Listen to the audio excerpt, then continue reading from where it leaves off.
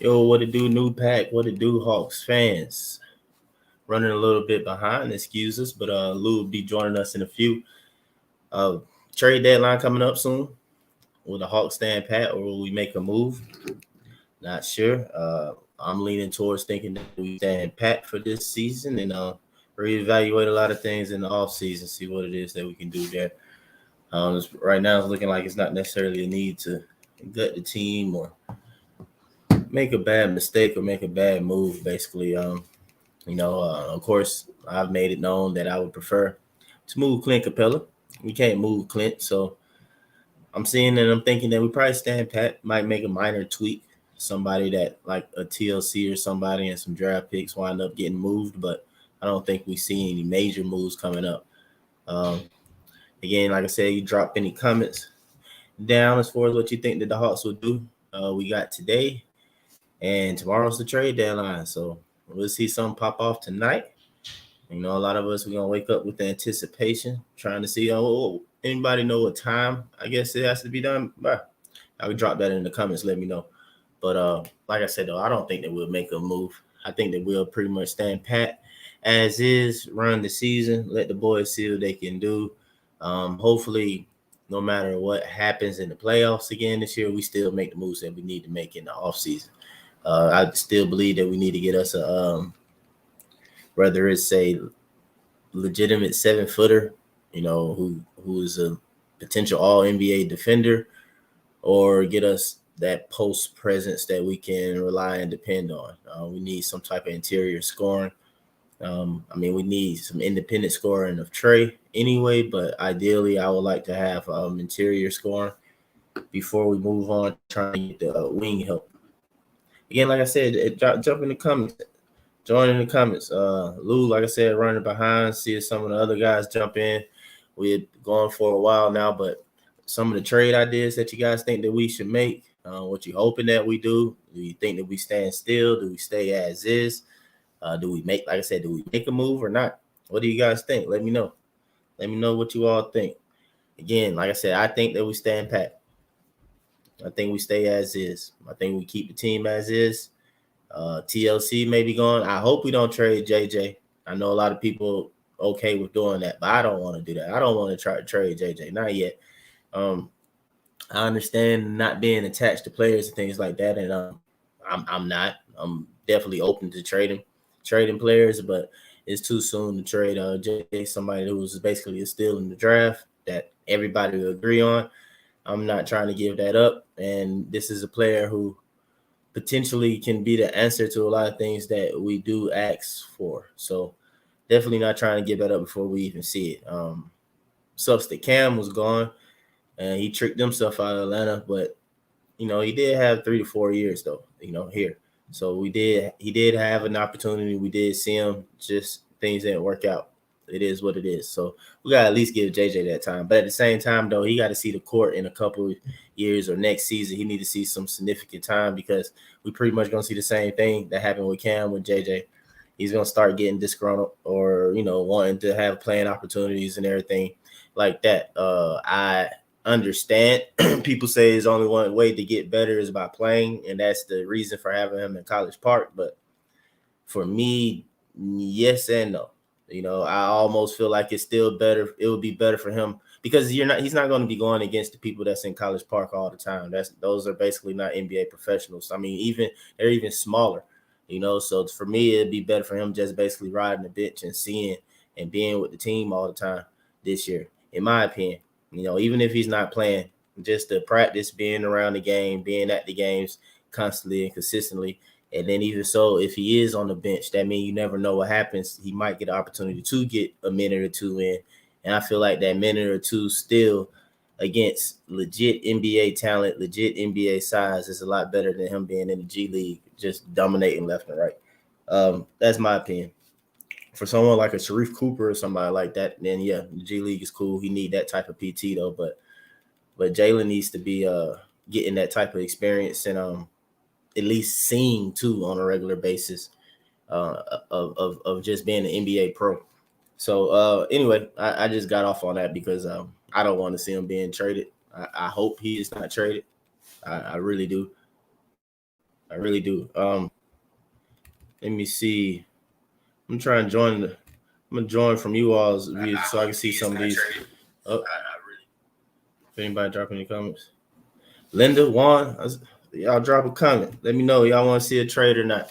When our next game, I think our next game is Friday against the Spurs. That's gonna be a good matchup. Trae versus Murray. Murray been balling all season. I really like Murray as a player. He plays defense and he plays offense, both sides of the ball. So that's gonna be a great matchup. Watching Trae versus Murray against the Spurs. Shoot, nah, I ain't gonna say that. I'll keep that to myself. I'm about to say something silly about Trae. But anyway, like I said, that's gonna be a good matchup there. I'm actually looking forward to the All-Star game since Murray got added to it. It's a lot of good young point guards out there. So yeah, even if our boy Trae, man, you want to get that claim to the throne for top point guard, he definitely gonna have to keep playing defense. What's up, Marcus? What to do? Man, Trae gonna have to continue to up his defense because LaMelo gets known for playing defense. They gonna try and throw LaMelo ahead of him. Murray, he played defense, boy, baller. And Ja be known, or he keeps getting the highlight blocks and stuff like that. He's gonna get, he's gonna become known for playing defense. So they're gonna try and throw Ja in front of him. So stuff like that, yeah. Trae gotta keep in his mind, man. You gotta play defense. That boy want to have that throne. Let me see. If something happens, it's not going to be a big splash. I would like to get rid of Jang. Yeah, Jang and TLC. Splash them. I mean, package them together for somebody else. Little trash. Linda says if something happens, yeah, that was you, Linda. Okay, cool. Yeah, I mean, but for who? If we get rid of a Jang, or we get rid of a, I don't know, TLC. Just like our bench pieces. No. Somebody I do know. I mean, I would like to see Mo Bamba. If we can swap out Jang and Mo Bamba, I think that would be ideal. That would be beautiful. Let me see. Marcus, fam, feel like I just woke up in Brooklyn. Free fell to the bottom of the rankings. Yeah, man. Brooklyn. I don't know. Them folks, I think they just decided to tank until I don't know what Brooklyn got going on, to be honest with you. They probably about to make that trade. Ben Simmons might be there in a minute. So once Ben Simmons there, well, really what happened is KD got hurt. That really hurt them. And then, Kyrie, I mean, basically they say Harden quit because he upset with Kyrie or something like that. But, Kyrie, he decided not to play this year because, he didn't want to get vaccinated, which is, that's that man's decision and everything. And I'm not really want to necessarily disagree with him, but say Harden wanted the easy way out. Or easy way to get a ring, it ain't working out that way. So he's a little upset with Kyrie. But I think Harden in Philly would be nice. And then Ben Simmons will finally be back playing basketball. That worked out for Brooklyn. That worked well for Brooklyn. But yeah, I mean, that works well for us too. Brooklyn free falling. But at the same time, though, we don't want to mess around and have to catch Brooklyn in a play-in game and KD back and good. That's something that you don't want to do. I definitely prefer to see KD in a series. I'm not necessarily act like he can't be beat, but in a one-game situation, yeah, I don't know, KD liable to go off of 50 on us or something. So that we don't want to happen. So they need to get their act together enough at least, so we don't have to see them in a play-in situation, or we need to get our act together enough to where we're not in that play-in and we're top 6 seed, but. I don't see the Cavs falling back, y'all letting up. I don't see the Raptors letting up. Who else got to fall down basically for us? I mean, Chicago, Miami, that's 4 teams right there. And then you throw in Philly and Milwaukee, which we pull up. Like I said, Lou being here soon though, but I'll be able to pull up all those little things like the current rankings and stuff. But yeah, I want to say that's the position it is. So we got to play some ball. We really think about it. But at the same time, though, I know we wanted to cover up our last 4 games. Okay, let's go over our last 4 games. Last 4 games, we had we had played the Raptors twice, and then we played the Mavericks, and then we played the Pacers local varsity high school team. That's who we played. Cavs and Raptors ain't moving now. They ain't moving. Demond, what to do, man? You need to hop on if you got a little checking something, man. He probably Demond make a joke, but Demond probably pushing the I don't know what you be driving, bro, Nissan or whatever it is, souped up Nissan from the gym or something right about now. But jump on, man. But yeah, I don't see the Cavs Raptors falling down. The Cavs from my first time we played it, Marcus, you getting me off a little bit though. But first time we played the Cavaliers, a lot of people just like, chalking it up to us having the bad games. But I peeped right away that them boys was a matchup problem. It's just that length, too much length. Allen, Mobley, and Marketing playing the three. That is a little bit of an issue. And then too, they had really good guard play as well. I mean, even though Rubio at the time was there though, but Garland is pretty much Trae to an extent. I don't want to call him a poor man Trae, but even when Garland coming up behind Trae, well, I think like a year behind Trae, Garland, in a sense, that was the comparisons of him going to, I think Garland went to Vanderbilt, right? Or he was supposed to play for Vanderbilt, but got hurt. But yeah, man. So Garland's a nice basketball player. He can definitely score, So he's not necessarily has the vision, but he can assist. And he doesn't necessarily have the vision as Trae Young. Or, you might not know. I don't know if he necessarily have that killer in him as Trae, but he's not that far off skill wise. So they got a nice team, young team, not to be slept on. We had the fifth easiest schedule. Yeah, I mean, supposedly we got an easy schedule going down the stretch. Shoot, let me figure that out, Damon. I need to probably send a message to Lou, tell him to get the link. I don't even know if I know how to do that from here. But anyway, like I said though, the fifth schedule, that should help us. Let me see. I know I still got that up. My bad, y'all. Y'all bear with me. I'm navigating. Y'all know our boy Lou, man. He plays the I don't know what you call it. Man, what's his name? Max Kellerman or something like that. He plays Max Kellerman or whoever, the host for us Around the Horn or PTI and stuff like that. He can take care of all that stuff, or you just sit back and talk. So I got to try and run the little keys and all that stuff at the same time. But again, like I said, if I lose my train of thought and I'm just jumping all over the place, y'all just jump in the comments, tell me what I was talking about. But again, like I said though, previously, the Cavs are the problem. They're not dropping down. We're gonna run over again. Philly, Embiid is an MVP candidate. They not dropping down, and especially if they get harder, and they not dropping down to a play-in game. They're not, guys. Milwaukee, I don't see it.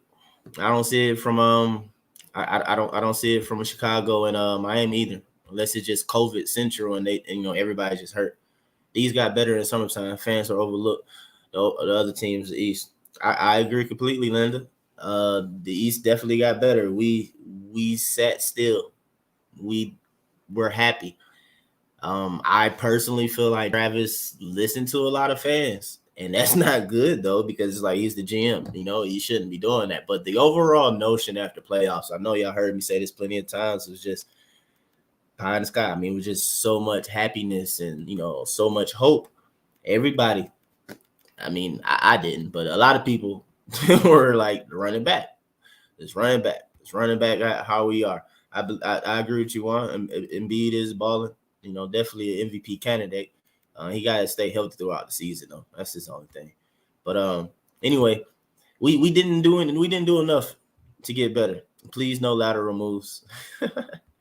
I understand that, Dave, but sometimes moves can be lateral, but once it happened, it can prove out to not be a lateral move.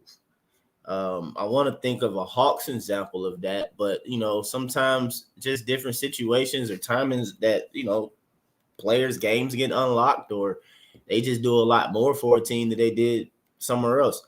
But other than that, though, man, I agree. No lateral moves. I don't want to see that. But again, what Linda said, the East definitely got better. Let's name all the teams that got better with moves wise, because I mean, technically, even the Bucks did something though. But we know Chicago and Miami, they made moves. Chicago wasn't in the playoffs. You see where they are now. Miami were in the playoffs, had an early exit to their disappointment. They made moves, but they were in the playoffs. They ain't have to make moves. They could have said, "Let's come back as is, be healthy, and let's see what it do." Knicks made some moves. I guess not too many, but you see where they are. Knicks made some moves. And you see where they are. They just I can't explain them. Philly didn't really make any moves. They actually lost a very key piece, and they're still in playoffs. But as Juan mentioned, Embiid is an MVP. Let me get some of these comments real quick. Let's see, Marcus, I feel like we're going to miss Solo in the locker room, especially in the playoffs. We already missed Solo in the locker room. Been missing him since he went down. I mean, it's weird, but I agree. We're not playing for a chip this year anyway. If we holding our chips off season, fine. I mean, that's true. That's true. You got to sit here and evaluate true and realistic expectations right now. Do you really expect this team to win a championship? I feel like some people did after the playoffs of last season. Some did. Not everyone, but some did. Some expected us to make that run or, to get there the last time, or they, like I said, I say often, a lot of people said that we were just a referee's foot away from, going to the finals and potentially win a championship. Or they think that we would have won a championship because the Bucks won a championship and that was the team that we won. I mean, we were playing. And therefore, fans, how we can do our fandom logic, and we'll say, well, if we would have beat that team and that's the team that actually won it, then we would have won it. Don't necessarily play out that way or mean that it will play that out that way, but that's what fans thought. So, yeah, man, we just came back as is. So if you think that we're supposed to win the championship this year, yeah, I mean, you're extremely disappointed. If you think that we're supposed to be competitive or we're supposed to be top 4 or top 5 at this moment, you're disappointed as well. Now, that's along the lines where I thought that we'll be. I thought that we'll be probably top 4, maybe 5th seed at this moment in time. So that's where my disappointment comes in. And if you think that we were just truly a team that's going to barely make the playoffs regardless, then, yeah, we right where you thought. Do you think John Collins' contract could turn out to be an albatross? Man. All right. Think about with John Collins. I don't think contract-wise, if John Collins can be everything that we need him to be or whatever, or everything that a lot of fans think that he is or whatnot, I'm trying to remove my bias and just talk the situation. I don't think that it'd be an issue. I mean, his contract is actually a decent contract or a good contract. My only thing is the fact that it's just, are we committing to the right player and players? Let me say that just to be fair in general, because I don't want to just pinpoint on JC. So are we being committed to the right players long term? I said already, and we already seen, all right, we had everybody will agree, even though nobody likes the kid's mentality, everybody will agree that Cam Reddish is an extreme talent, has the potential to be a star in this league. Now he didn't work for it. Now it could be another situation with somebody else. You know what I'm saying? Everybody, we all agree Cam Reddish mentality sucked. It wasn't going to be given to you. I don't know why you expected to be the number one option when, we have a Trae Young. But I understand wanting consistent time and to play good and stuff like that. All right. So I just want to make sure that we not looking back 5 years from now saying that, man, we basically hitched the wagon to certain players or whoever it may. It could even be DeAndre Hunter, but in that new situation, though, is Jalen Johnson. I would like to see Jalen Johnson. So with that being said or whatever, Jalen Johnson is basically a current power forward. He powerful. I don't see him as a small forward. Okay. So we got to be able to get room for him to play power forward. So eventually, I think that if Jalen Johnson is everything that he can be scouted to be, we think he is and everything, I believe that that's the player that you will end up basically attaching yourself to at that position, getting starter minutes. Now, where that leaves John Collins, I don't know. I might have took a second to answer that. I don't know if I even made sense. But anyway, why is Nate only playing 8 to 9 like we are in the playoffs? Because we got to get in the playoffs. That's the players' fault. They tricked off most of the season, if I can use Damon language. Like Damon always say, we tricked off a lot of games, and here we are. So now Nate in playoff mode in a sense, because really after the All-Star game, for sure, every game is going to be playoff basically for us. We haven't secured anything. That's my explanation. I think guys need to mature. If the Suns are a contending team, I don't see why the Hawks can't be. I agree, but you got to look at the pieces on the Suns team. The most important position on the court for the Phoenix Suns is ran by a MVP candidate and multiple All-Star and Hall of Famer and veteran player in Chris Paul. This is not to knock Trae Young, but Trae Young is still very young. So that's why I agree with the first part saying that we need to mature. But at the same time, you can't fully compare us to a Phoenix Suns because the Phoenix Suns do have everything that we don't have. We're similarly constructed, but they got the veteran point guard play, which comes with wisdom, knowing when to get others involved and when he needs to score. All right. They got Devin Booker. Devin Booker is a known killer on the wing to go get his own bucket, independent of having to be assisted to by Chris Paul. Chris Paul just make the game easier for him. They got DeAndre Ayton. They ain't signed him, but DeAndre Ayton or Clint Capella, I take Ayton. Ayton not missing all the little bunnies around the basket. You can argue with John Collins, but at the same time, though, this is what I be trying to tell y'all when y'all get in your feelings. John Collins is a little bit replaceable when you consider what it is he does and bring to the table. He doesn't necessarily, you can say, a first team all NBA defender or like, I can't explain it offensively, but I don't want you mad, but you can somewhat replace the offensive input because, like I said, you got a Jay Crowder, you got a Cam Johnson. If they shooting on catch and shooting percentages at a high clip, that's all you need, especially in that system. When you look at a PJ Tucker catch and shoot at a high clip, the same rate. So it's like if you're not going to necessarily be able to create for us off of it, well, then defend, rebound, and just knock down the shot when we pass it. And a lot of players do that in the NBA, guys. That's a lot of times what I just try and bring up about that, though. But let's see. Y'all jumping in with the comments. I'm trying to keep up with everything. I'm disappointed. I got to find out who said that. Let me see who disappointed. Oh, Clifton, you disappointed? I'm disappointed too, man. I think we all JC is an easy contract to move. I think so. That's not an issue if that came up. Cam was fool's gold. That got to be Linda. Let me see. Yep, that was Linda. Cam's full gold.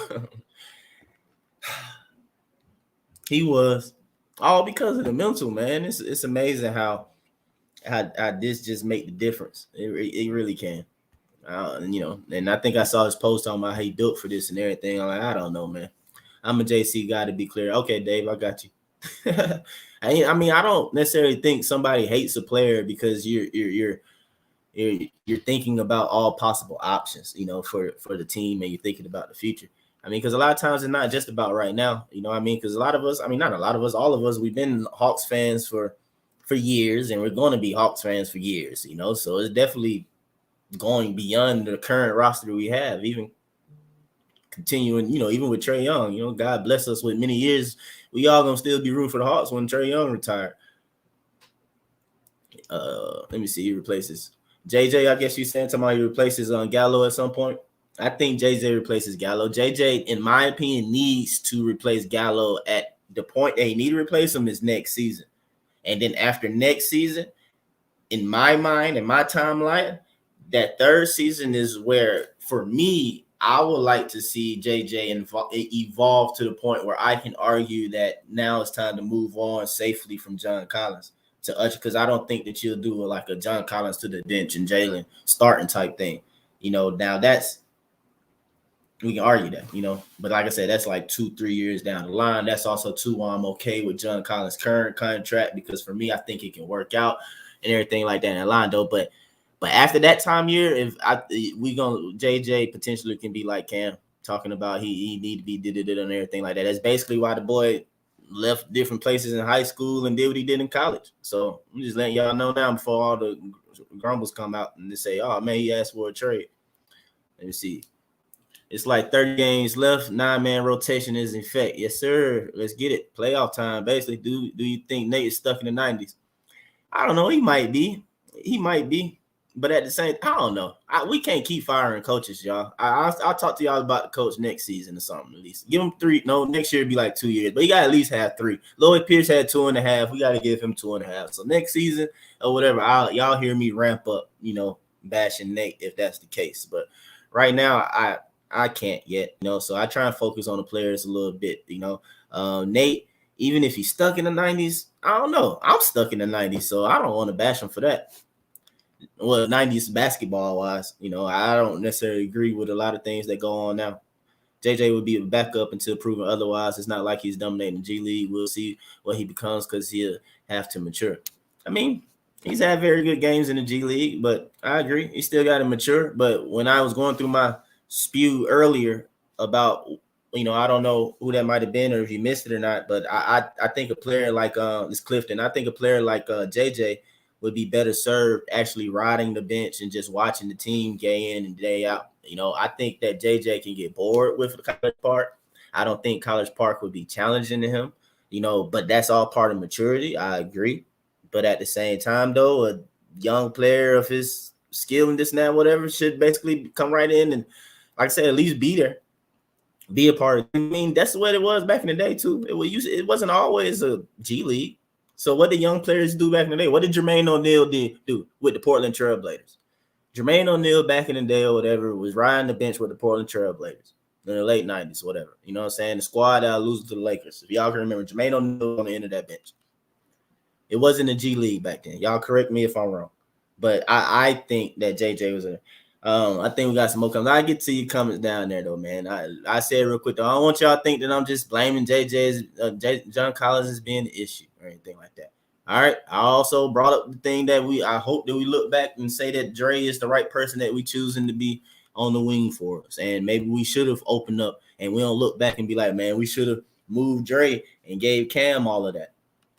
I'm just saying that when we look back, I'm praying that, we making all the right decisions. One of my biggest concerns, if not the biggest of most fans, is consistency. We don't know what we're going to get from 2 to 4 players in a nightly. I agree with that. Some of our younger players, I'm okay with it, but from our veteran type players being Bogey or Capella, I'm not okay with it. They definitely should be the ones that should be consistent on a regular basis. Jalen, JC is my bad, y'all. Lou in the background, man. Lou, you jump in when you want to, man, or I gotta bring you in. JC is a guy we build around. We should build around. He's literally a top 8 power forward at 24. He's 24. Collins is Stoudemire/Malone. You build around it.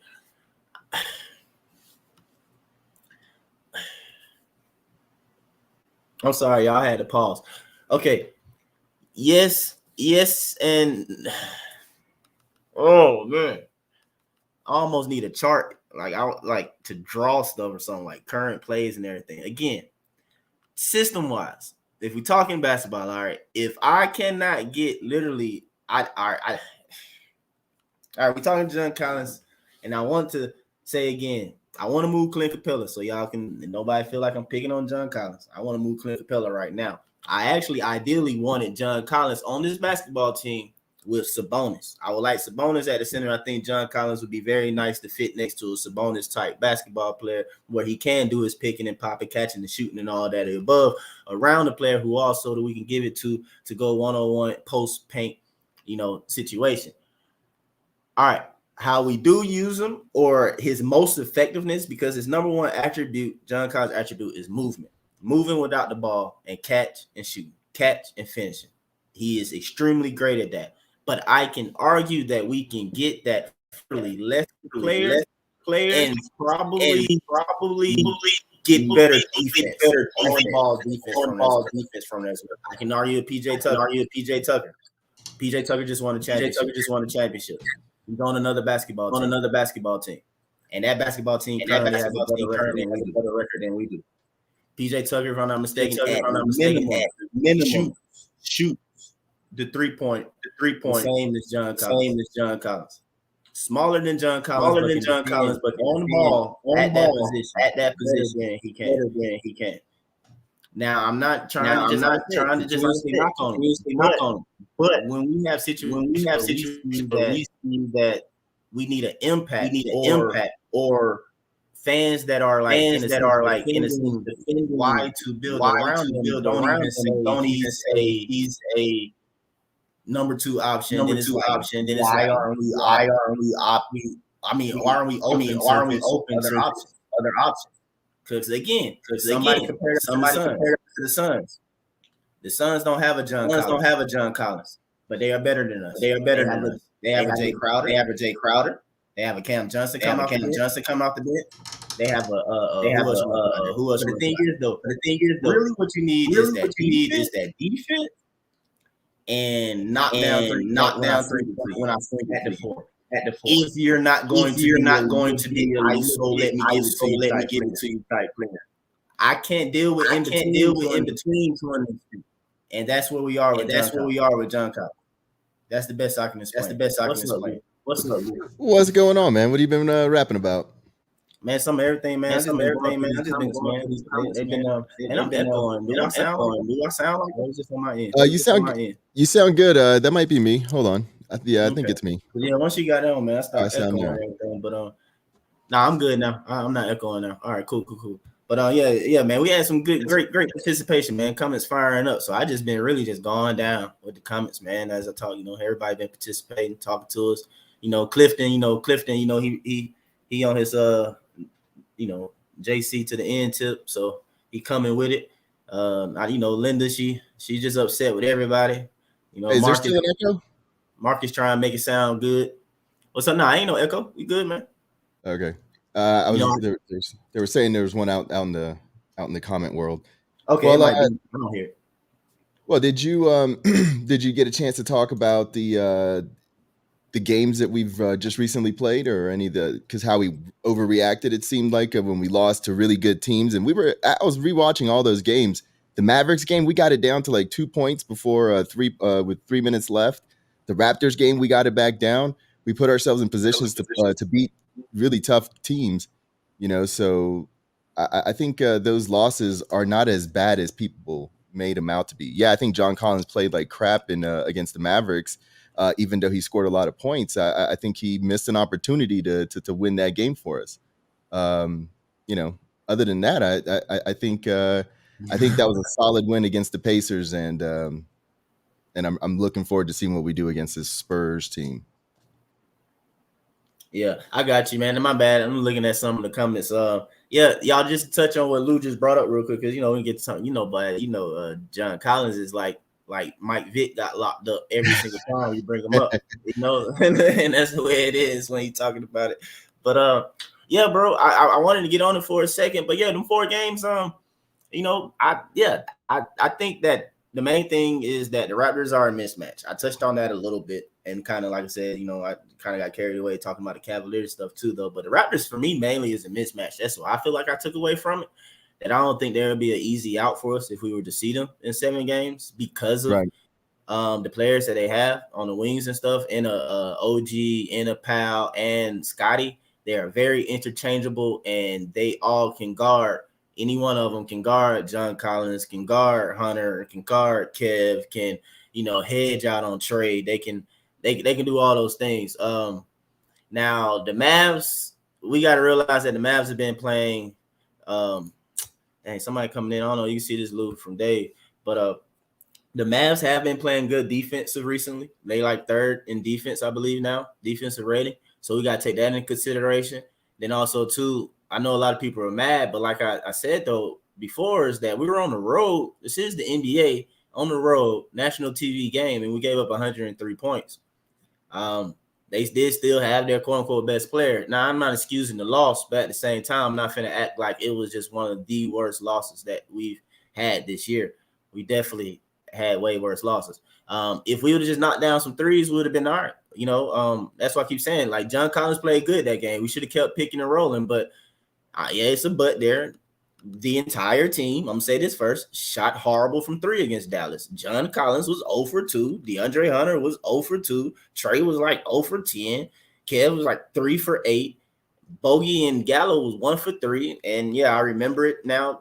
Crazy because, yeah, I looked it up plenty of times after that game, though. But yeah, we shot horribly. So we just knocked down a few more threes, couple more threes.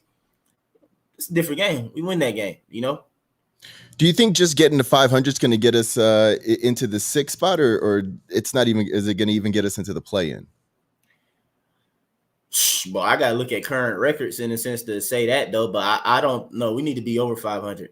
That's my initial feeling without looking at, like I said, everybody's records. We need to be definitely over 500 and we need to get over the 6th spot. Because like I was saying before you got on, like the Nets are free fall, right? Like they're falling. Yeah, Now the Nets can easily get right at the right time and be in a play-in game, man. I don't necessarily want to play KD in a one-off situation. No. So you can say that simple like that. No, exactly. No. Like I'm not trying to do that. I would. Well, I hope. I don't think the 6th is the first thing we need to worry about. I think we need to win every game in front of us and at least stay in the play-in. Washington seems like they've fallen off. The Pacers have given up. Brooklyn, like you said, has fallen. The Raptors are going up. So I think we're going to have plenty of opportunities to get in there. That's for sure. Man, what do you think about the trades that just went through? Shoot, if it's more than went, man, you gotta let me know. Marcus said Trae was 0 for 6. I guess he went 0 for 10. I thought he was 0 for 10, man. That boy shot horrible for 3. He was ridiculous. But you gotta let me know some more trades that went through. For as yesterday goes with what was that? Caris LeVert. One yesterday was Sabonis. The day before was Caris LeVert. The Sabonis one, if that's what you're referring to, I'm a little heartbroken by it because time and time again, players that we feel like we should get into here, we see teams, I feel like, not move the earth to get. And it's Right. like, come on, man. Dang. I know.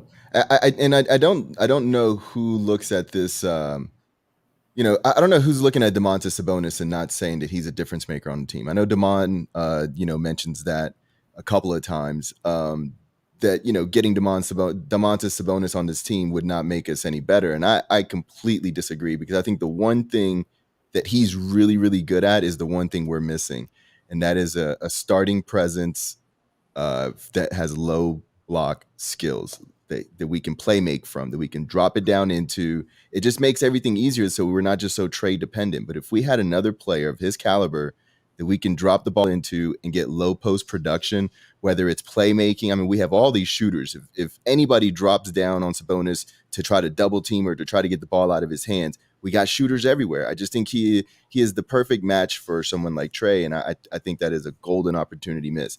I don't think that, that doesn't mean that we have to try to find some sort of, trade just to make a trade. I really do feel good about this team moving forward and where we are in our evolution. I just think the ability to get a guy like Sabonis would have been huge. He doesn't even cost that much either. He didn't. I want to try and catch up. So like I said, I got bro riled up though. I'm just laughing at some of the. It look like some people try to because I was laughing at the comment because you see you tripping off the fact that I mentioned PJ Tucker. I mean, I mentioned Jay Crowder too. Not just PJ Tucker, but yeah, I'm not saying individuals that they necessarily better than John Collins. It's the things that almost but they excel, but they lean into what they're really good at, which is catch and shoot threes and defending and doing little things. There was a play yesterday where it's almost what the Sixers NBA requires now. What's going on? I know the Sixers were coming back. Chris Paul missed a free throw. Our boy Tobias Harris grabbed the rebound, and there you go with Crowder, a strip, grabs the ball, kicks it out to Chris Paul, 3-pointer, boom, 4-point play. I mean, that's the type of shit you need at the end of a game. And if JC is going to start doing that, I'm cool with it. But if JC is just going to be good in the first quarter and do flashy dunks whenever Trae lobs it to him, that's just not good enough for me to be the number 2. Yeah, but then, if you say it like that, they're going to argue that we go away from him and all that stuff, though. But the thing is impact, just impact. I don't care how it comes, impact. You know what I'm saying? I just like you saying, the timing of that goes. PJ Tucker is an impact player. Bobby Portis, in my opinion, isn't better than John Collins, but I'll probably argue that I would take Bobby Portis over John Collins, if that makes sense. Right. Especially the way he is. This is like he can knock down it when I swing it to him, and he gonna dirty it up and get what he. That's what I need. Especially if how we're playing, that's what I need. Right, and to if we're still talking on the Collins thing, somebody pointed out in the group that in the last 4 games, Collins has increased his shots from 12 to 16 and a half. and his production has slightly gone up. I mean, it's slightly gone up. Hey, you know what's funny about that though? I saw that too, right? And then we got to move on because, like I said, though, man, it's such a lightning rod or whatever, though. Yeah. But all right, so it was funny because it was saying John Collins is touches went up, usage rate went up, everything going up, right? But like, what's our record in the last 4 games? 2-2. I don't think is it 2-2? It might be. No, we beat the Suns and we beat the Pacers and we lost to the Mavericks and the Raptors. That's the last 4? I'm missing games then. But that's good though then. So then we need to keep doing it. Well, this is what I mean though is in the Dallas game. Is in the Dallas game aside from a couple of post or early post quick turnaround shots where he faces up and shoots the jumper.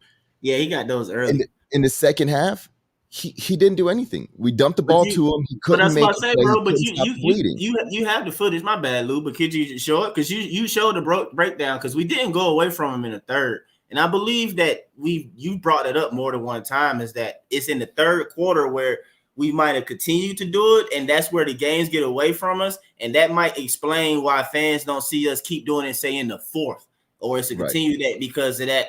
It's the lost faith or teams. And then too, I try and argue the fact that like y'all sometimes or whatever when JC do get off or whatever, it's like I don't want to put it like this though, but people defend at certain levels. You know what I'm saying? Like some players defend at a high level at all times, some players don't. And then too, when you get to the playoffs, everything goes up another notch. It's just the stuff when stuff get really tight and everything like that. That's when JC is definitely falling and bumbling, and then we be like, damn, y'all, what's going on? A ref, where the foul at least, or something like that. But unfortunately, you don't get those calls. But that's the thing there though. But yeah, that's the thing. Because like I said, you had the footage where you broke it down like player possession after possession in that third, where he was just missing. He was, and we watched that in the chat, and yeah, the opportunities were there, and he was just coming up short, which is. I don't know. I mean, it is what it is, but he got the touches, and that can explain why he might have leaned away a little bit come the fourth quarter, So, and I think that same thing happened in the Raptors game, didn't it? A similar thing, but the Raptors game was more of, like I said, the Raptors winning it than we losing it. I think the Mavericks game was ours to have, and we just never put the foot on the pedal. We just didn't really play well, and I brought up the point in the Raptors game that the only thing that I could see is that maybe because the stands was empty, the team didn't have that excitement level that maybe they should have been able to bring on their own. And you're going to have Chauncey manage. I know, right? I know. But this game was a winnable game, but they made winning plays at the end of the game. The Raptors won that game. We, on the other hand, turned the ball over against the Mavericks. We turned the ball over. We didn't make good plays. We didn't make good reads on defense where we left wide open 3-point shooters over and over again, and especially Reggie Bullock. And also Reggie Bullock could have just been upset about the playoffs and had some personal vendetta because he was definitely balling, a little bit out of control himself. So, I mean, those 2 games that we lost, they're crucial that, bro. You're the first person that brought that up. My bad, but good job bringing that up because I had noticed that against Mav. No, Reggie Bullock, he had a point. He was definitely remembering the playoffs. Yeah. he was trying to make a point. I mean, when he wouldn't let that ball go with Trae Young, the ball go with Trae Young. Yeah, he wanted to play well. He definitely wanted to play well. Yeah, no, I agree. I just think that we were in those games, and because every game is a must win, it feels like it's a must win for us. And if we would have kept on winning, we might be closer to that 6-7 spot than we are in the 9-10 spot. And I think those were okay games to lose. I think as long as we destroy the teams that we're supposed to that we're supposed to beat, and start winning some of these fourth quarter games, that's what we need to do. And that's where I think we needed to make a trade to have an impact player. I think a Sabonis is a perfect late game, low block play. I mean, people said in the comments that, if he was the guy, Indiana wouldn't have got rid of him, but that's just not necessarily the truth. Sometimes teams are just not financially able to commit to something that they started. They just ready to start over, just period. That's just where they are. I Yeah. mean, So I feel like that's just where they are. Let's see what's on the comments or not though. That was the last thing I wrote. But yeah, but I feel like we should keep trying to. I mean, just basketball period. They need to keep trying to work through them, especially when the mismatches are there through John Collins. When the mismatches are there, work through them. I don't feel like those mismatches are there often against, say, the Raptors. That's why I think the Raptors is a mismatch is a matchup problem for us. Because I don't see John Collins being able to get those mismatches to do his quick turnarounds and stuff of that nature. Yeah, I just don't like that matchup at all. That's just my opinion. And neither do I like the matchup against the Cavs either. I really don't like, I don't know, strong guard play it kind of got me nervous a little bit. And then good multiple wing defenders have me nervous. Like those are not teams I want to play in the playoffs. yeah, I can see that. Well, I guess with the trade rumors, have you heard anything going around going around the league as far as possible trades? I've heard JC getting involved in the trades to all sorts of places. I'm just like, I'm not ready to just give JC away. I mean, but some of the trade offers are kind of ridiculous. Have you seen anything? I haven't looked into the trade offers. I just be, keep seeing all the headlines and stuff like that, man. I don't want to get into it too much. As far as like reading the stuff in it, I know I think about it myself and we discuss it, but I'm definitely ready for this to happen and move on or whatnot. But I don't think John Collins get traded. I personally don't. And You think then anybody also, is? no, we talked about that. I kind of started out like that, thinking about that, but I think we stand pat. I think we stay how we are, and we will, make any moves or changes in the offseason. I don't think we do anything in the deadline. Excuse me. At the most, it's probably like a move of Jang or TLC. You know what I'm saying? But I don't think so. I don't think we make a move, man. Right. Yeah, I don't think so either. I really do hope we don't just give away Gallo. I hear his name being brought up a lot, and I think Gallo is very important to our team in the playoffs. So I hope. Yeah, I so I would have hope. liked Joe Ingles though, but he hurt. Right? He's out for the season, correct? I believe he hurt his knee and out for the season. Yeah, and I didn't realize Rudy Gobert was so trash and not worth it. So I think that would be a non-starter trade for me. I really don't even know what kind of trade we would be looking at to, you know, there's nothing really to go out there and grab right now that's available. I think at this point, hunker down and let's see how far we can get into the playoffs, and let's see what we can do in the offseason. I mean, tweaking is definitely will be available in the offseason. So I just don't think we need to rush anything. What I really don't want though is Lillard ending up in the Sixers for a Ben Simmons trade, like Damon was talking about yesterday in the chat. Like, don't need that. Yeah, I think that, I mean, regardless, Philly is going to make a move to get better because eventually they're going to move Ben Simmons. And even without Ben Simmons, they have a better record than us. So, yeah, regardless, man, it's going to be an issue once they do make that move, unless it's literally like a cancer that they get in there and that like just messes them up. But I don't see that happening. So, but yeah, man, basically in a nutshell, yeah, get ready for that because Ben Simmons is a piece that's going to get something back. Yeah, he's definitely get something back. They're not going to get just some bums or some draft picks and like a couple players that's not even going to play 10 minutes a night.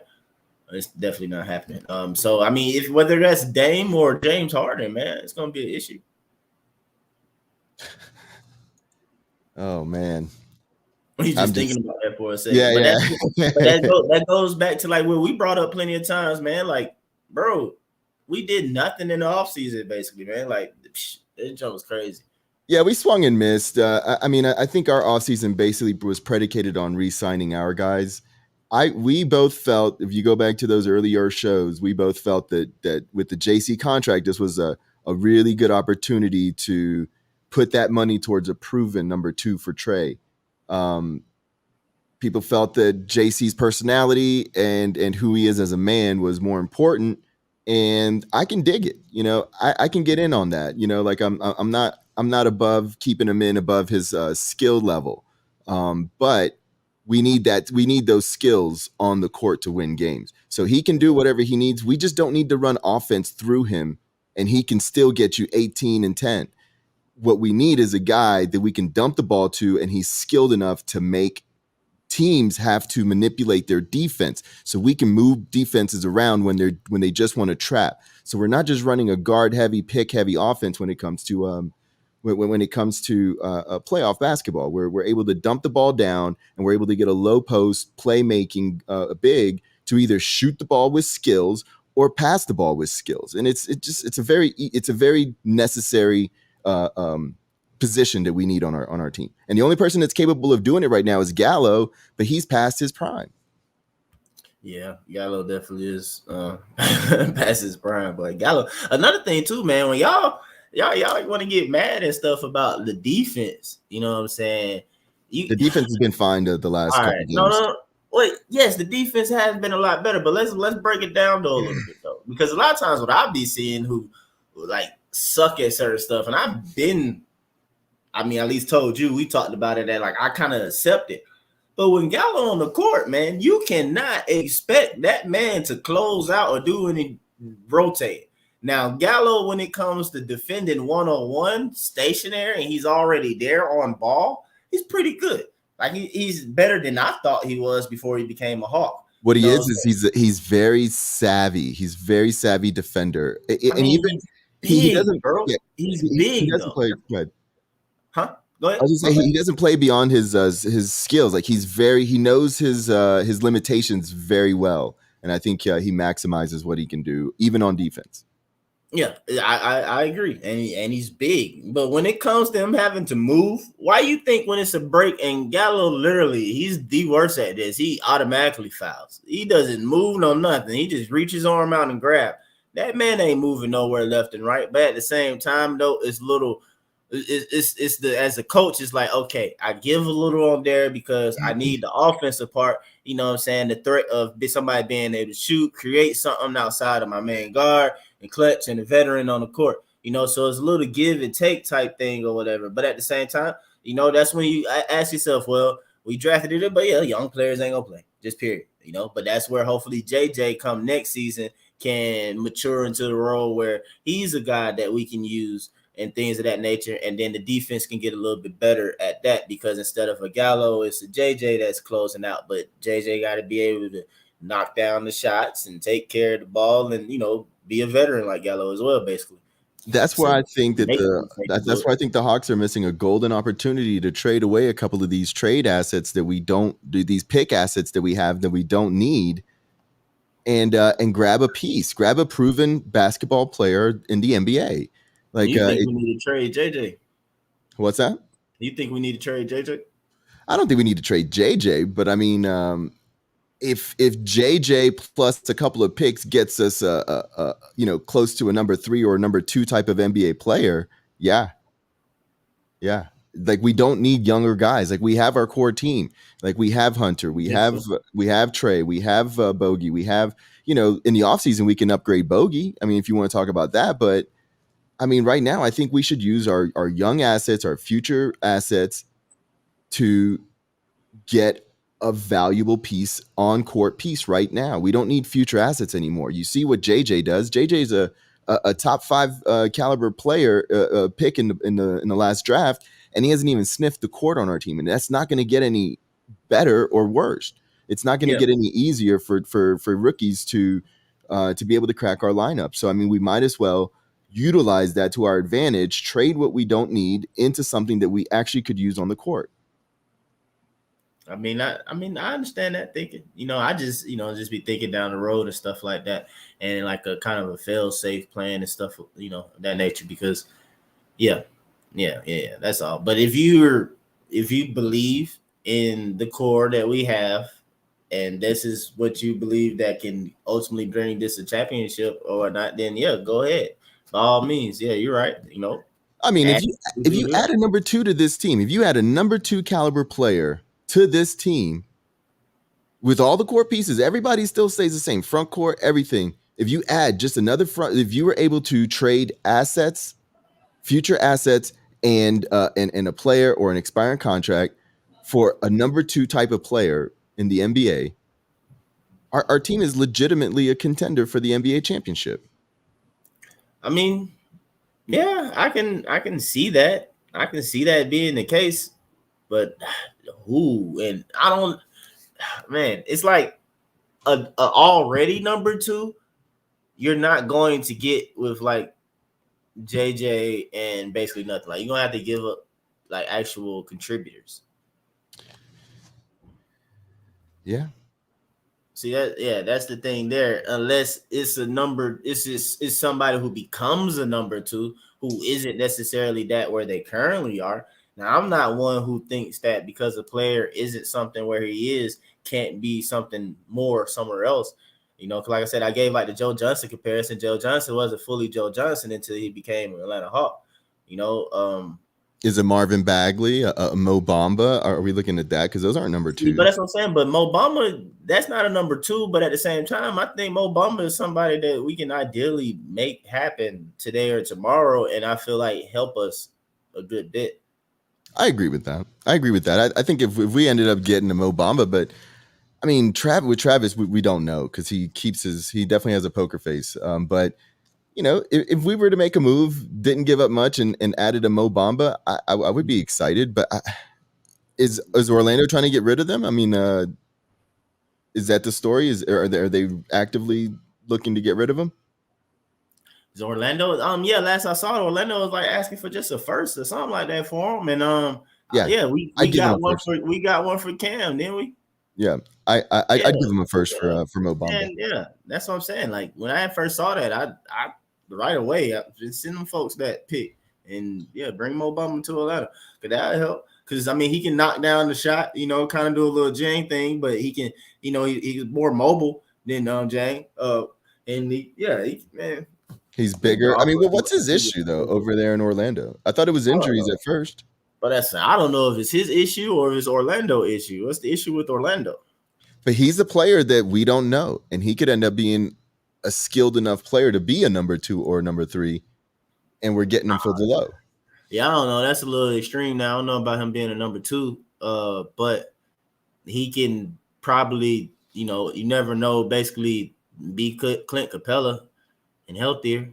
He can eventually move on from that or something. Like, you know, you never know. Yeah, he just, you know, game get untapped or, you know, then two is the right time. He mature, just another place. So, you know, you never know. Like I say, you never know. I mean, you've seen it plenty of times, man. Players haven't become anything really until like their fifth, sixth year. I mean, shoot. Right. Kelly Oubre jumped around for a minute. Well, you know, before we get into the Spurs games, this Mavericks game, this was a really weird game to watch, man. It just felt like it wasn't going to be our game. And and then when Doncic got the foul trouble, I was like, okay, well maybe we can, you know, put some distance between us and win this game that we're not supposed to win, because everybody felt off, the rhythm felt off. Mm-hmm. And then Jalen Brunson gets a fifth foul, and why do you think we weren't able to capitalize on that? Do you put that on Nate to not be able to rally the troops and be like, hey, look, this is our advantage. This is how we're going to take advantage of it. Man, you think so, but at the same time, though, man, they professionals. I always come back to it, but they ain't professionals, man. Ain't nobody got to tell me to do certain things on the court. And my teammates ain't doing it. I've been untold them to do it. So but that's where I come back being confused sometimes. So I mean, no, I but the guess thing so. if you got five guys just choosing to do five different things because they think it's the right thing, it's not going to necessarily be an efficient product on the court. But if you have the coach that comes over and be like, hey, look, this is what we're going to do. I mean, that's why they have plays 1, 2, 3, you know, 5 down, you know, all this shit.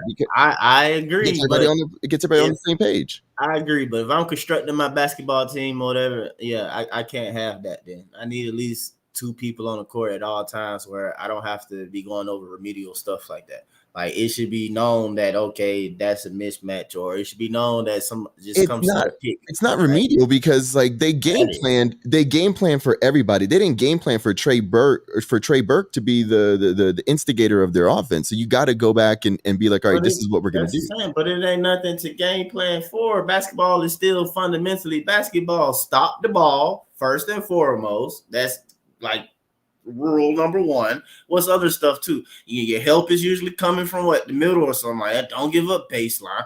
I mean, it's just a lot of stuff that's still fundamentals or whatever. So it doesn't matter who comes in. You keep playing doggo defense. I mean, at the end of the day, yeah, we didn't take any shots. We didn't take advantage of certain mismatches when it was there, because you brought it up to where like Jalen Brunson is the person getting posted up and he's pushing people off their mark, and it's that's all of us all around. Like we needed to play more physical game, probably in the interior and a lot better in that way, and of course knock down some shots, I'll say. But other than that, man, I guess because I coach, you know what I'm saying? I don't want to just like go on the coach a little bit. Not yet. Like I said, you gotta give me like another year with Nate. But yeah, man, some of this stuff, well, like I said though, it's just kind of shake your head with the players though. It's like, come on now, like, do I really have to? And as a coach, you probably say that. It's like, come on, man, I really got to waste of time out to tell y'all this. Like, this is stupid. Right, but I mean, I'm hoping that he's telling them something that keeps them, coagulated. You're right. I hope so too. Well, I got that JC is JC's second half against the Mavericks. I got that loaded up. I don't know if I'm you're looking at it right here though, but I guess it's some different clips from that. Yeah, no, I'm very underrated player. You just mentioned what he's done so far. But they saying what everybody say right there though. What? Say John Collins is a very underrated player. Basically they're saying how they see him in the trade room all the time and they don't know why. But that was the Mavericks announcers, and the Mavericks are in an interesting situation where John Collins just happens to play like Karl Malone against these guys. Like he averages like 25 points, he averages like 12 boards. Like he just dominates this team, so that might be why they want him. But no, he's always played really, really good against that team. Is he from that area or something? Who, John Collins? Yeah, you know where JC from, bro. You know where JC from, bro? He's not from Atlanta. Nah, JC from like Palm Beach or something like that. Right? West Palm or something. Yeah, he might be. I don't know. He's from Florida. He's from down Miami way. Okay, I can see that. Yeah, John Collins. Yeah, John Collins from down there. I can see that. Well, we got a game. Our next game is going to be against the Spurs, and it's going to be on Friday. What's that? Yeah, no, my bad. I was just saying the time. My fault. Yeah. So, I mean, but what do you think? What do you think is going to go on that game? I touched on it for a second earlier. But Murray versus Trae, man. Murray, I like Murray game a lot, man. So that's the main thing to look at right there. It's evolved. Yeah, man. All-star this year too. Yeah, Murray. Who's the other kid? They have another guy up there, White. White. Yeah. White's a good player. White, he's slow-mo, but he's a good player. He's not as slow as Kyle Anderson, but he's. I do like Kyle Anderson. Who isn't there some trade talks with that team though? Like where they're wanting to get rid of a player or two? I believe so. I mean, I saw us mentioned with Derek White, but yeah, right. that I don't know. I have to really dig into that. That doesn't move the meter with me trying to trade for Derek White. Do you think that do you think that if you got to choose everybody out of everybody in the New Pack City group, do you think you could have put a 8-person team together to beat this Pacers team that we played? Everybody from New Pack? Yeah, if you got to choose from everybody in New Pack, pick 8 guys to play against this Pacers team, do you think you could have put together a team to beat this team? They might be upset at me. I don't know. I don't know, bro. I feel like I'm one of the tallest people in the group, and if that's the case, no. Oh no, we need some big guys. What about Chauncey? Isn't Chauncey like 6'3"? Man, that's not big, bro. We talking about the NBA, man. Like come on, man. Trae basically like a center with us. Like, come on now. So you gotta have some like that off alone or whatever. Like, we don't even match up. See, look at it coming. What do you think about what's going on with the Spurs real quick? I mean, it seems like they've been kind of just floundering in this weird place for a long time. Like, are they going to get rid of their coach? Or are they going to move in a different direction altogether? They got some big decisions to make. They're not getting rid of Pop. Pop gonna have to step down on his own. But yeah, that's all that's gonna happen, man. I think they're close. Slowing them down now. I think they're close. I mean, they got Murray. They've been needing some pieces to kind of build with, from that transition, and then at the end of the day, it's San Antonio. Like, nobody's signing up to go to San Antonio. Tim Duncan was drafted there. Ginobili, Parker, all their key pieces and stuff like that, they draft. So they just got to go through that time of really kind of restocking and getting straight and making good decisions. But yeah, ain't nobody signing up to go to San Antonio, even though they got all them rings. Right. I mean, they got a LaMarcus Aldridge one time to come there, but yeah, no. Well, no, did they trade for him to begin with? or did they trade for him? I don't know. I think thought he LaMarcus signed. walked from Portland to begin with. I think he got traded out of Portland first. Okay. That's what I was saying. I mean, of course, y'all correct me if I'm wrong in the comments, but I want to say he was traded out of Portland first. Now he might have re-signed with them, but I believe that he was traded out of there first. But even so, though, man, that's LaMarcus Aldridge, bro. I mean, and it's just so crazy because the Spurs coming in used to be like, oh man, we got to gear up to play the Spurs. I mean, they were like the Miami Heat. No matter what their record was, you knew they were going to be hard out. Like for real though, we went like a decade and 0 against them. Yeah, exactly. Now it's like they don't even raise the bar a little bit. Yeah, man, the Spurs was an automatic L for us every year. Like for real, that was like 2 L's each year.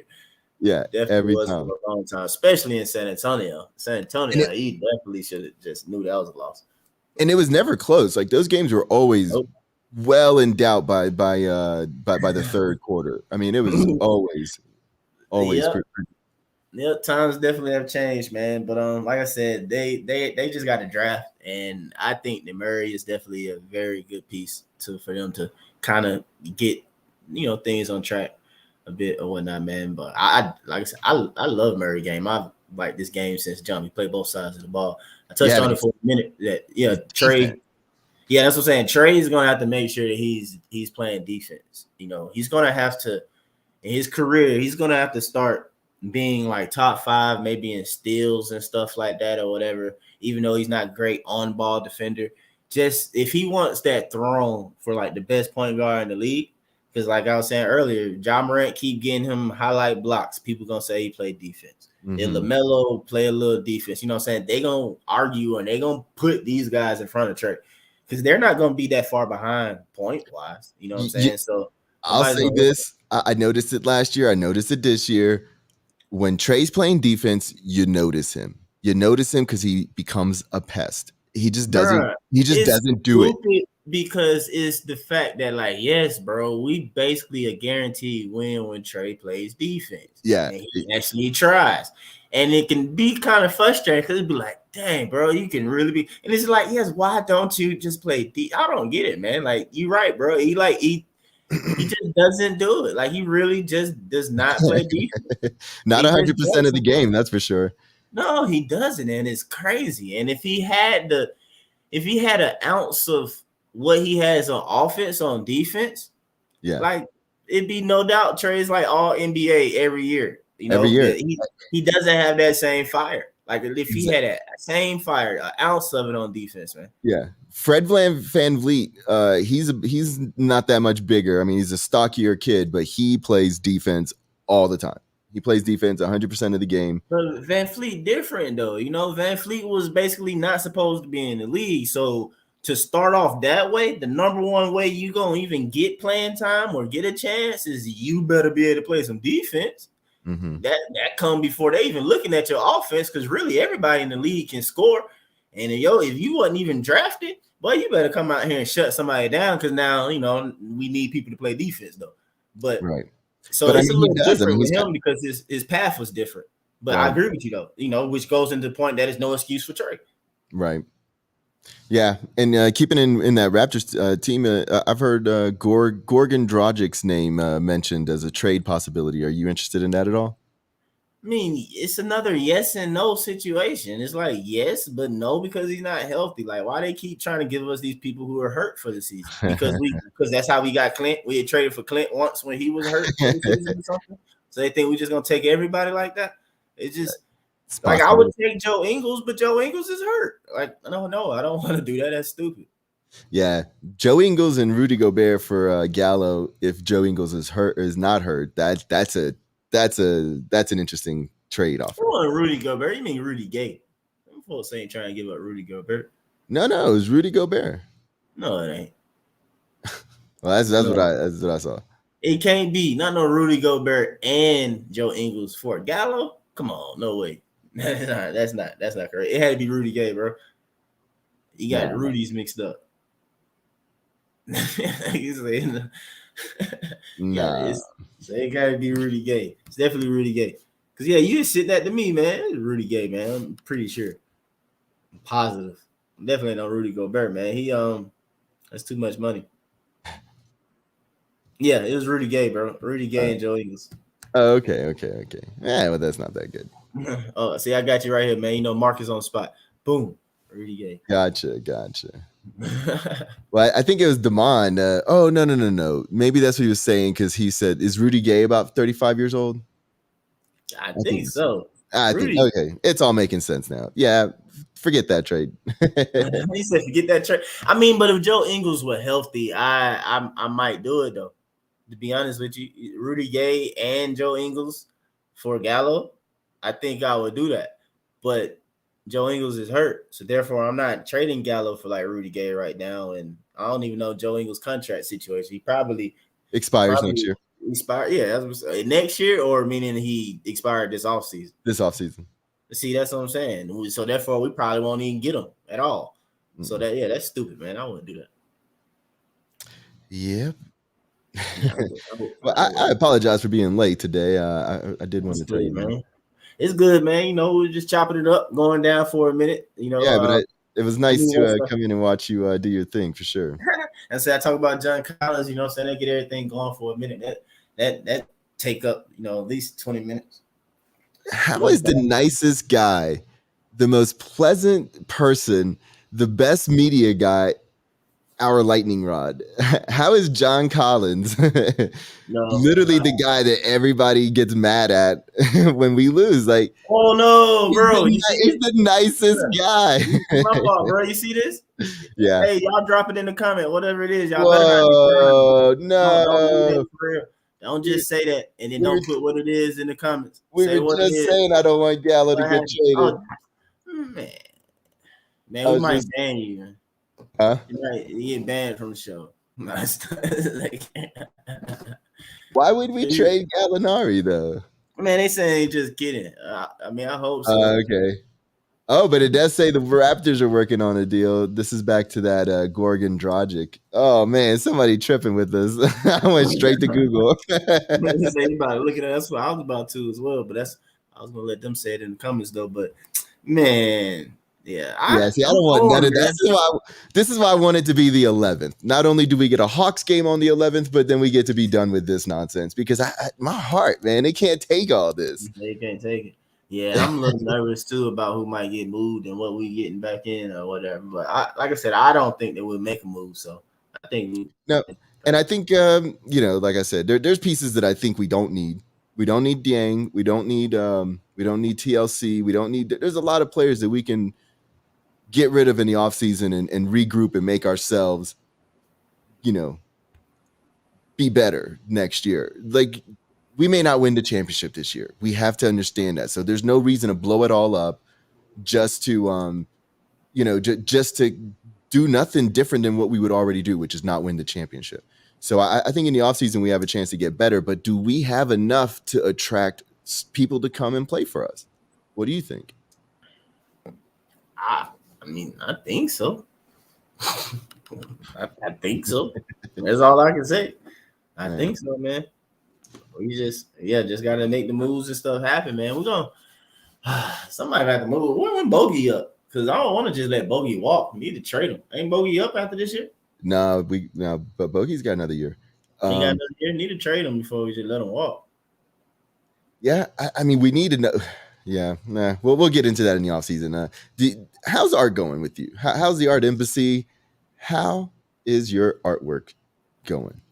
Oh man, everything going good, cool, man. Currently plotting out a NFT project, so I keep y'all posted on that though, man. Nice. Is this something that you're working with, collaborating with someone, or is this you're taking it on yourself? Oh, collaborating. Say that much. Well, artwork wise, myself taking it on myself, but collaborating. That's for some. If anybody knows some of the best NFTs there, there are, of course, have some type of utilities, a use case. So I'm collaborating on that and trying to bring, use case and utilities to the artwork and to the NFTs that I do make, so that it'll be kind of a local project, not like something worldwide. But I have a lot of incentives or whatever. So I mean, it's a big project. It's gonna take a minute, but I keep you guys posted about it and everything like that. So you're excited about that? That's good. Yeah, I am, man. It's almost probably like already a year's worth in work because you know me. So, and I definitely been into like crypto since like 2017, and well, off and on since 2017, all the way for real, probably like the last couple of years, Mm-hmm. and NFTs over the last year for sure. All of last year and stuff. Really just kind of studying, and of course I purchased and flipped NFTs myself. So Do basically, you just think? like Do you think Marcus is going to get in on some NFTs? He's got some pretty good artwork out there. shoot, man, I think he should. You know what I'm saying? We chop it up about stuff about art or design stuff. Him, myself, and like Jamaal, Jamaal Yeah. Price, whoever originative. We talk about stuff like that from time to time, though. You know what I'm saying? So them boys that want some information, I definitely point them in the right direction.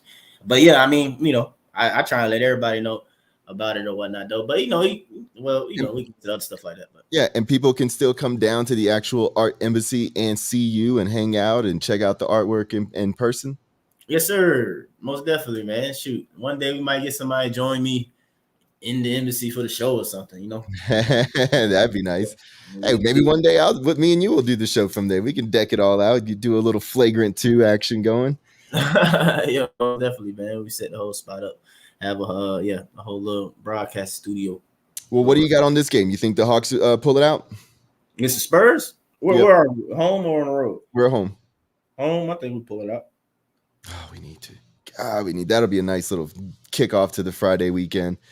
And and last little thing before I get into the end of the show, I just realized that Stafford is in the Super Bowl. Yes, sir. Go Dogs. So the Dogs could win the championship, and then he wins the Super Bowl in the same year. Yeah, man, that'd be pretty good. Sony Michel too, even though he ain't whatchamacallit, but Sony Michel on the team. Interesting. The Dogs are having a good old time, aren't they? Yeah.